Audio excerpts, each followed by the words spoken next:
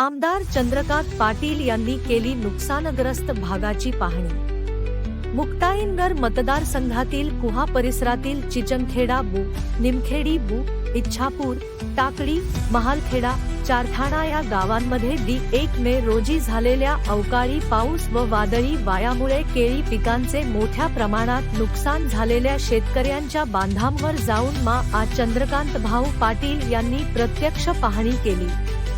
शेतकरी बांधवांचे झालेले नुकसान पाहून तात्काळ जळगाव जिल्हाधिकारी श्री रोहन घुगे साहेब यांच्याशी भ्रमणध्वनीद्वारे संपर्क साधून नुकसानग्रस्त भागातील पंचनामे युद्धपातळीवर पूर्ण करण्याच्या तसेच शेतकऱ्यांना त्वरित नुकसान भरपाई मिळवून देण्याच्या सूचना केल्या। यावेळी तहसीलदार श्री वखारे साहेब, कृषी विभागाचे अधिकारी यांच्यासमवेत नुकसानग्रस्त शेतकऱ्यांशी संवाद साधला।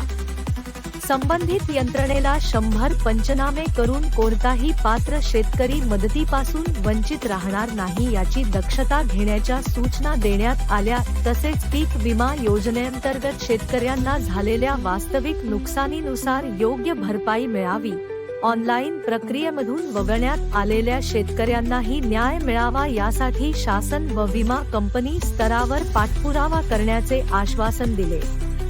शेतकरी हा आपल्या अर्थव्यवस्थेचा कणा आहे। संकटाच्या या काळात प्रत्येक शेतकऱ्याच्या पाठीशी खंबीरपणे उभे राहून त्यांना न्याय मिळवून देण्यासाठी कटिबद्ध आहे।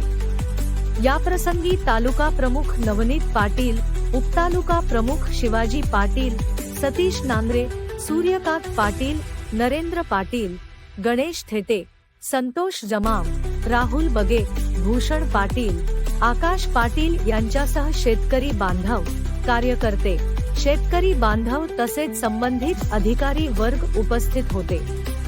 भागीरथ राजा 24 न्यूज साठी किरण पाटील, मुक्ताईनगर।